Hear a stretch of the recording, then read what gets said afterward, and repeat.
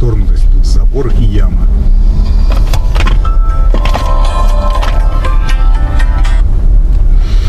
Алло. Алло. Да. Алло, да, здравствуйте, а вы где? Это самое. Вы знаете, я что-то не могу проехать к вам. Мне так навигатор странно показывает. Тут с дороги не свернуть на вашу половину улицы. Тут забор, я не знаю, может его недавно воткнули. А вы где сами стоите? Скажите. Я же на вокзале стою, вот напротив Стеллы, заборов нет. На вокзале? На каком вокзале? Московский вокзал. На Московском вокзале, очень замечательно. Так а у вас точка стоит? Да. Параллельно военной улице. Не, я на Московский вокзал заказывал. Ну а как это вы заказывали на Московский вокзал, а сами находитесь от точки подачи в 1,5 километрах? Как так возможно? Да. Может, когда вызывал, я в поезде вызывал, может, когда вызывал, точка другая пройдет. Очень замечательно, молодой человек. Ну вы что, в первый раз такси вызываете? Как можно вызывать, когда поезд еще не остановился? Ну, либо локацию надо было ставить. Я что-то извиняюсь, не подумал, что у меня голова совсем загружена. Ну, а есть возможность подъехать на, вот куда договаривались, на Московский вокзал? Ну, так а вы где конкретно стоите? Чтобы я уж понимал. Я вот прям, получается, как вышел из вокзала и стою, вот Стелла напротив. В круге? В круге на площади? Вот где круг, да. Ну просто, молодой человек, ну вы понимаете, да, что, к вам ехать мне сейчас минут 10, там 11, может быть, 12. Ну это такие круги, как бы, они не по фэншую, что называется. Ну и что мне делать? Я не знаю, что делать. Муравью приделать. Ну я не знаю, может вам другое такси вызвать? Ой, нет, только не это. Я не так часто в вашем городе бываю, что другое такси вызывать. Подъедьте, я благодарю. Деньги есть.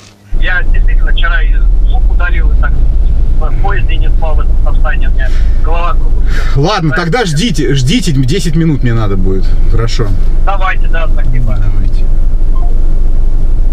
Отблагодарю. Все это напоминает... Блин, теперь надо точку-то поставить. Все это напоминает... Старый анекдот. Я тебя не обижу.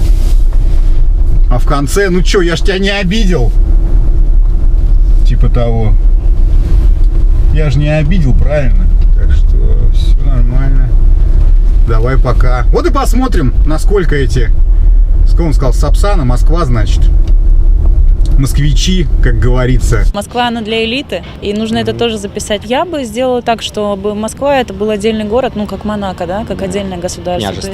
Княжество. Насколько они умеют быть благодарными. Угу. Сколько по меркам Москвы стоит благодарность? С учетом инфляции, я вам могу сказать. Сейчас эта благодарность уже не та, что была полгода назад. Это уже совсем другая благодарность. Угу. Я еще выезжать отсюда, чувствую, буду. Видимо, тут многих таксистов вызвали во время движения поезда. А еще говорят, таксисты такие-сякие. Вот вам наглядный... причем это второй раз в моей жизни. Я думаю, что-то ситуация знакомая. Второй раз в моей жизни, как я только начал работать еще по Uber. Точно! Была ж такая тема. У меня даже ролик был по этому поводу. Чувак в движущийся поезд вызвал такси. Тот вообще вызвал... Этот хотя бы в 1,5 километрах, а тот вызвал километрах в 5, наверное. Кто местный питерский, должны понимать, что у меня была подача на Митрофаневское шоссе. А он стоял на Московском вокзале. Только этот попросил его встретить, а тот сказал, да, и повесил трубку. Я ни себе. А я тогда, ехал-то, зима была, грязь, говно. Здравствуйте, садитесь, здесь нельзя останавливаться. Здравствуйте, извините, очень извиняюсь. Новолитовск. Сейчас адрес Новолитовск, Аквилон, да? Аквилон, Новолитовск, да. А как так, вы понимаете, да, что что мне пришлось вообще совершить? Какой круг почета? Честно сказать, не понимаю. Я не понимаю, блядь, я не понимаю. Ну вот, будьте внимательнее, пожалуйста, потому что это все не часто, конечно, случается, но случается, и получается, что таксисты делают лишние круги. Да, я А что-то вы прекрасно с поезда, у вас вы вещи не оставили там нигде, нет? Нет, не оставил. Еще раз не слышу. Не оставил, говорю, в командировку приехал на один день туда-обратно. Сейчас до офиса доеду. А то странно, обычно с вокзала все с вещами, а вы Не-не, без вещей. у меня получается одним днем командировка до офиса и назад, там надо пару собеседований провести. Сядьте. Передо мной некий мистер Сэм Уитуики, только что из колледжа. Предыдущий опыт работы почти нулевой. Ну, кто хотел спросить, а что это за командировка такая? Вывод специалистов. Вы специалистов. А что за специалисты, если не секрет? Менеджеры по продажам. Что продают? Продают. Я почему это извиняюсь, потому что я понимаю, какой формат работы у вас. Мы, по сути, работаем также с такси, с личным использованием автомобилями. А что продаете-то, таксистов? Но это получается, мы не таксистов продаем, мы под личное использование продаем лизинг для физических лиц, простыми словами. Нихуя не понял. Ну, очень интересно. Автомобилей? Автомобили, да. Я вот про это и говорю, что продаете, просто я не я и говорю, извиняюсь, потому что увидел, что такси, и, соответственно, мы с таксистами работаем постоянно, и как бы я прекрасно понимаю, что это за работа, что это за труд. А что, ну-ка, расскажите, благодарим, естественно. Расскажите, ну, да, спасибо, посмотрим, как говорится.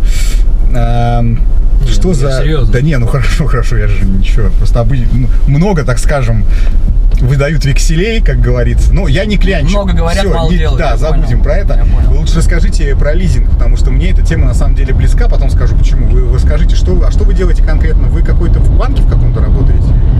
Нет, это получается компания ГТК Лизинг. Может быть, слышали, мы с 2011 года на рынке. И продаем автомобили для физических лиц. То есть, по сути, работаем с теми, кому либо банки не одобряют кредиты, либо они являются нерезидентами страны.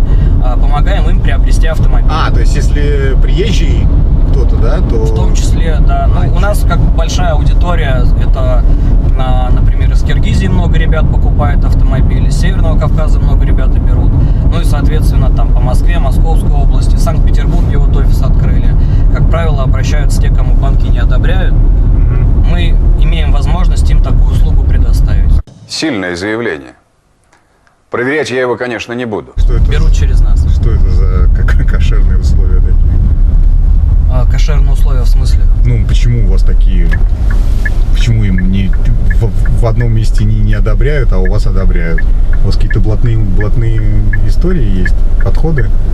Ну, лизинг для физлиц — это, по сути, аренда с последующим выкупом. Да, я понимаю. То есть, да, машина оформляется на компанию и по договору выдается клиенту. Это, по сути, то же самое, что вот просто человек арендует, просто в конце ее выкупает. А у них вот вопрос у меня сейчас, все обязательства перед банком просто компания несет. Я вот поэтому хотел спросить, что я если людям не выдают, да, потому что они не резиденты, не случится ли так, что и вы там помогли им машину сделать, а у них ее потом забрали, например?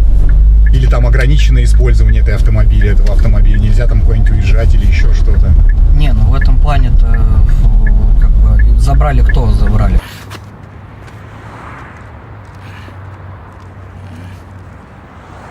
Ты понял, что машину у тебя забрали до выяснения? Компания или кто? Ну да, типа вот кто там, где увидели, что... Я поэтому и говорю, что вы, получается, как посредник выступаете.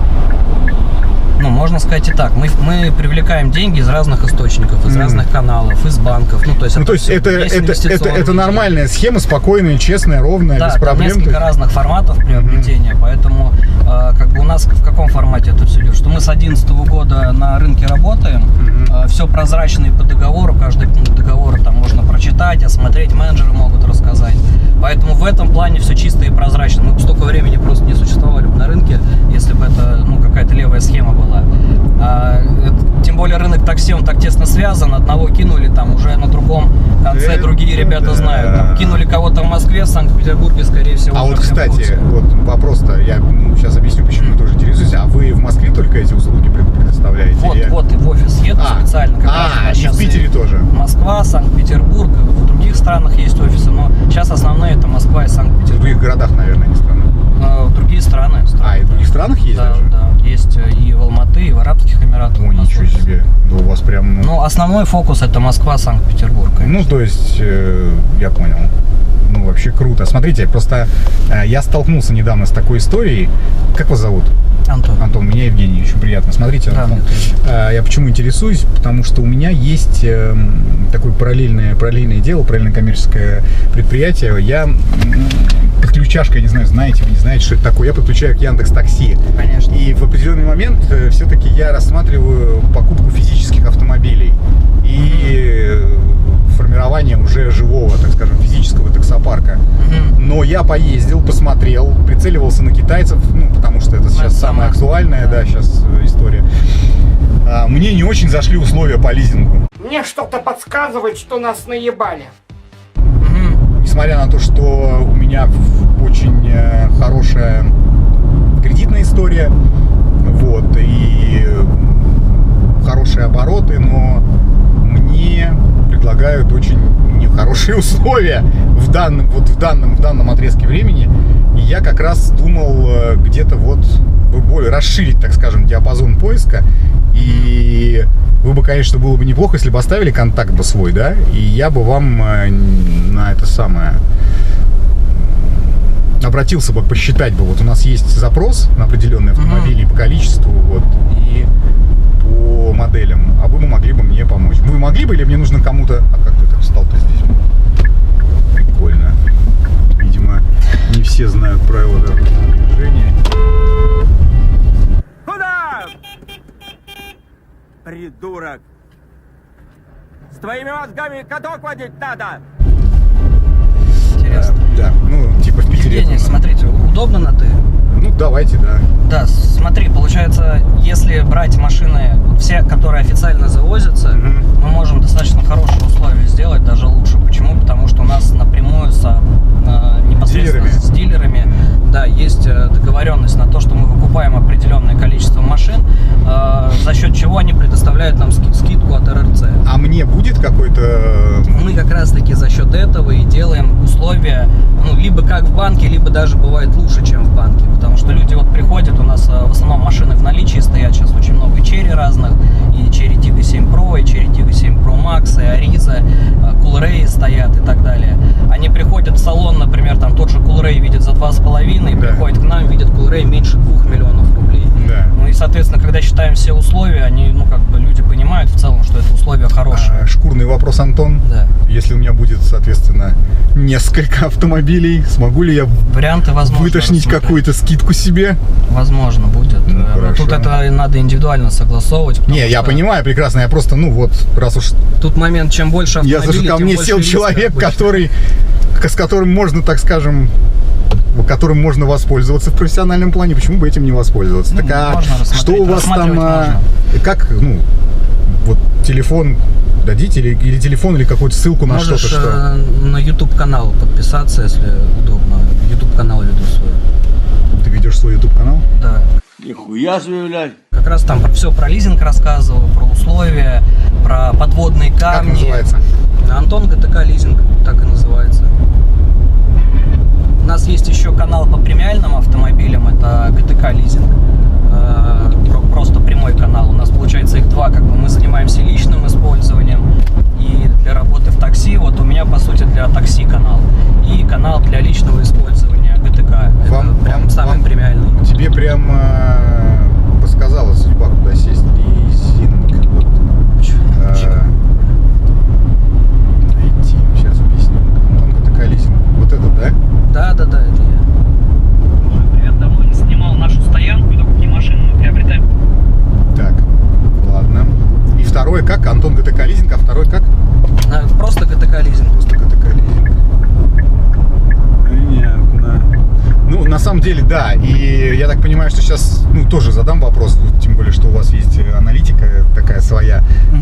Китайцы, да, в основном все-таки сейчас берут китайцев? Тут берут разные машины, но превалирует там 80%, естественно, это китайцы. Не, понятно, что у кого-то есть там запросы, может быть, и на Lamborghini Urus там, да? Вот давайте, смотри, простой пример приведу. Да. Солярис мы взяли буквально двухгодовалый, не так давно, для клиента. Так. На 3 года. А бэушки тоже, что ли? Бэушки в том числе. А, серьезно? Просто здесь нужно понимать стоимость, там проценты удорожания выше гораздо будут. по Короче, все бэушным индивидуально, автомобилям. да, я понял. Тут именно по бэушным автомобилям они дороже. Почему мы занимаемся китайцами? Потому что они едут официально. Да. Ну и такие тоже можем взять. Как говорится, хозяин-барин. Если человек за Солярис там готов 1080 в месяц платить, но уже за свой, как бы можем сделать и Солярис. Но у нас Комфорт Плюс выходит там по 2000, по 2500 рублей в день. Как бы, ну, цены совсем другие. Естественно, многие приходят, там изначально хотят Солярис, смотрят, выбирают, анализируют просто по ценам, понимают, что они возьмут там за эти цены.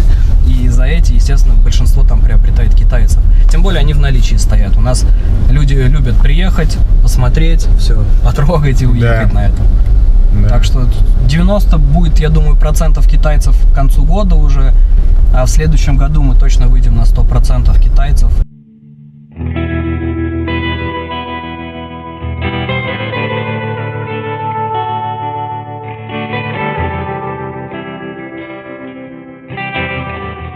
И это не потому, что мы так хотим. Да, ну, я же понимаю прекрасно. Я больше того, я могу сказать, что это касается же не только автомобилей.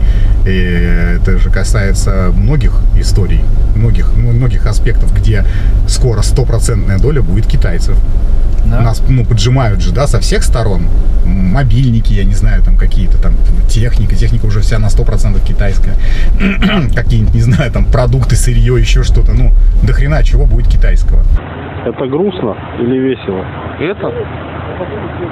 Это печально. И будет приближать. Я это все прекрасно понимаю. Это да. Кто с нами дружит, тот нас и спонсирует, что называется. Других вариков нет.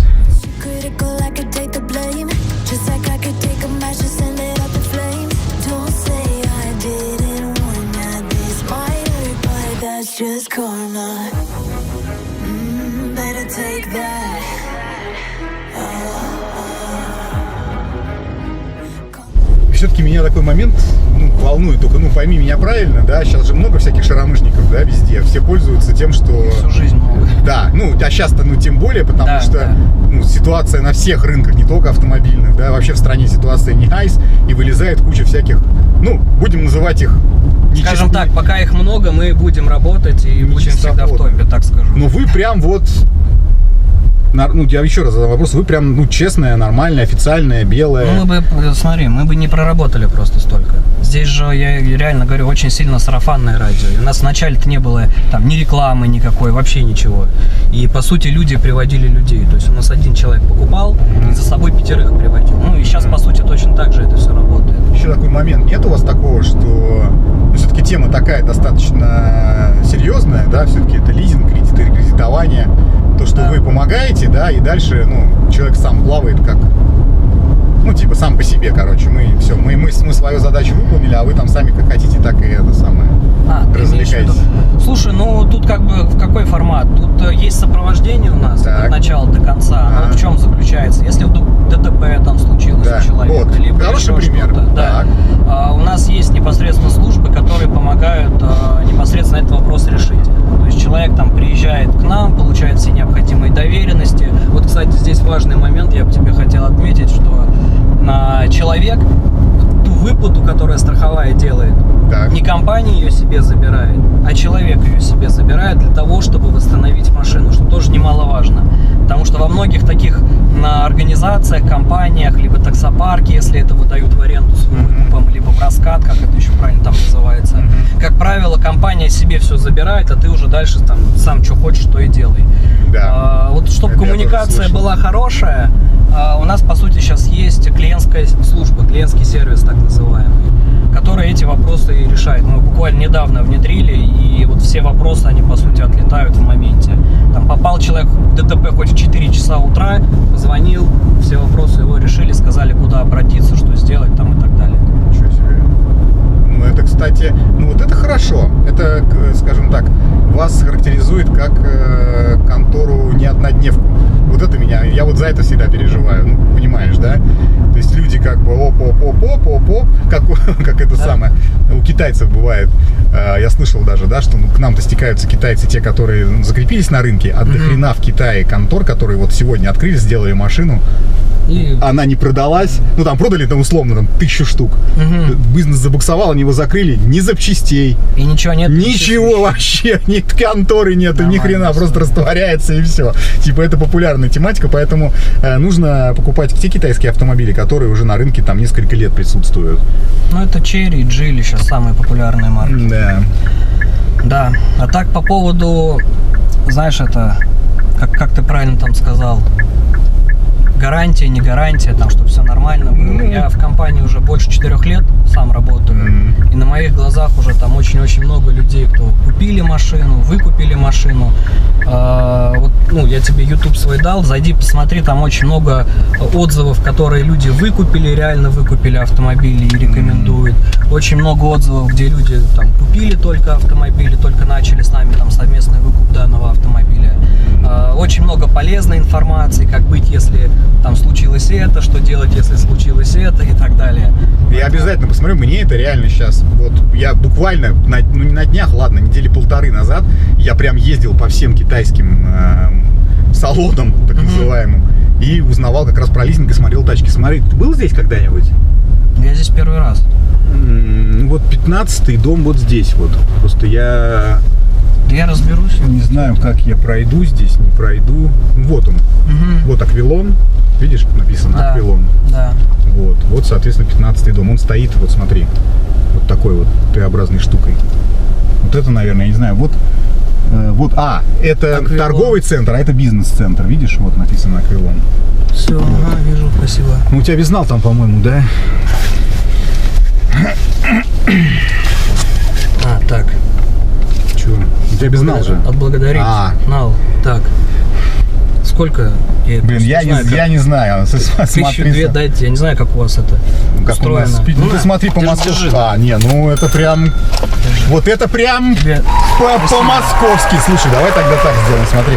Раз уж ты был, как сказать-то, честен и действительно отблагодарил меня, я тебе открою секрет реальный. У меня тоже есть канал на YouTube, и он здесь достаточно солидный по просмотрам. Давай я тогда...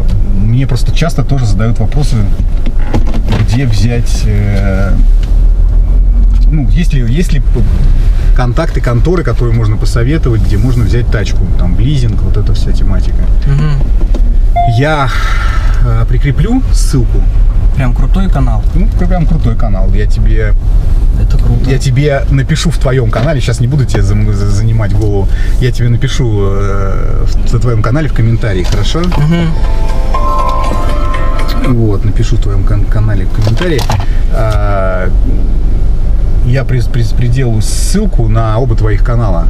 Ну, это правда, спасибо за чай, прям это очень круто. Я прикреплю ссылки, и пускай у тебя будет чуть получше в бизнесе. Нормально будет? Это я тебе алаверды за твои 2 рубля. Признателен буду. Все, Евгений. Антон, спасибо тебе еще раз. Редко такое бывает, но, как говорится, спасибо. Спасибо большое, давай, счастливо. Пока. Не, ну а что, помогать не надо, что ли? 2 косаря, да? По-моему, очень даже ничего. Вот! Они эти все, я отблагодарю, а потом у меня только 37 рублей, как бы 86 копеек. Я встал как-то здесь не очень. Встану сейчас сюда. Вот. И в итоге ни хера не это, а тут хера это. Ну и пускай у пацанов будет. Я на самом деле рассматривал лизинги, мы ездили, ходили, смотрели, и в итоге условия были говно. Хочу посмотреть, что здесь за условия, потому что мне сейчас это прям очень актуально. Потому что что? Потому что все меняется, все течет, а уходить из бизнеса таксишного не хочется, а бизнесменам хочется остаться. Поэтому нужны живые тачки. Буду, соответственно, к этому стремиться, как говорится. Так, чё? Работа есть работа. Ну вот, блин, сразу все нивелировалось. И человека нужного себе в компанию нашел, блин. И еще бабок поднял. Вообще огнище, блин. Супер. Супер! Есть. Хорошо. Вот так бывает. А вы говорите, только говно возишь, бомжей, синяков, проституток. Нет, иногда бывают и очень полезные связи. Поэтому всем рекомендую в тачке общаться. Но ненавязчиво, конечно.